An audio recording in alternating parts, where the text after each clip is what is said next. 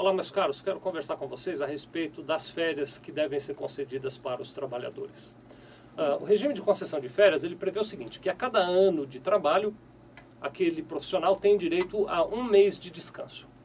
Esse período de descanso é de determinação da empresa, ou seja, é a empresa que escolhe o período no qual o trabalhador vai descansar. Ela deve comunicá-lo previamente.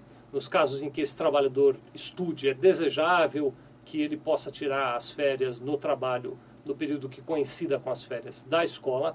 E a remuneração, e durante aquele período em que ele descansou, ele recebe o seu salário como se tivesse trabalhado normalmente e ainda recebe 1/3 a mais do que isso.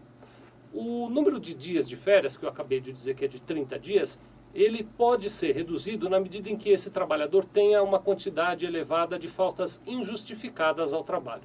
Agora, é importante compreender que você não pode descontar as faltas injustificadas dos dias de férias. Por exemplo, o trabalhador faltou um dia, você não pode dar a ele 29 dias de férias, não é assim que funciona. Esse trabalhador, ele acumula faltas, então ele tem lá um determinado número de faltas durante aqueles 12 meses que nós chamamos de período aquisitivo.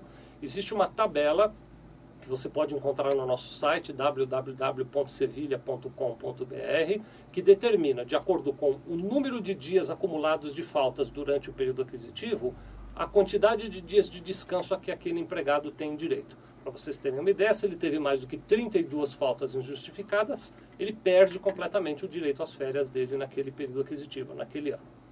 Outra recomendação interessante é que você tenha em mente que as férias devem ser concedidas num período qualquer entre o 13º e o 24º mês depois do período aquisitivo, né? Então eu trabalhei 12 meses no mês seguinte e até 12 meses a partir disso eu tenho que tirar as minhas férias. Se eu não tirar as férias nesse período, eu passo a ter direito a receber o meu salário, 1/3 e mais um salário de indenização. Então é importante que você tenha na sua empresa uma programação e um controle das ações. As empresas acham ou imaginam que os contadores, nós, por exemplo, poderíamos cuidar disso no sentido de determinar quando é que os funcionários vão sair de férias. Nós não temos esta condição. Explico a vocês por que não. Porque nós não conhecemos a realidade de trabalho aí do seu ambiente. Então nós não sabemos se determinado profissional pode descansar em maio, ou se em maio é um período em que há muita atividade para a profissão dele, que então ele deveria descansar em julho. Nós não temos como medir quando é o momento adequado para ele descansar. O que nós fazemos, isso sim, e você aí na sua empresa deve acompanhar isso de perto, é mandar com regularidade um mapa de férias.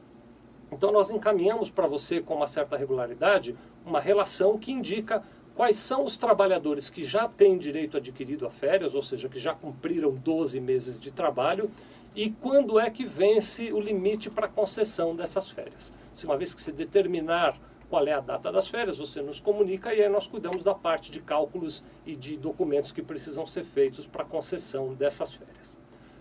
Eu gostaria, terminando, de recomendar a vocês que procurem sempre ter em mente que as férias do trabalhador, ela deve também considerar a possibilidade de que ele descanse apenas 20 dias.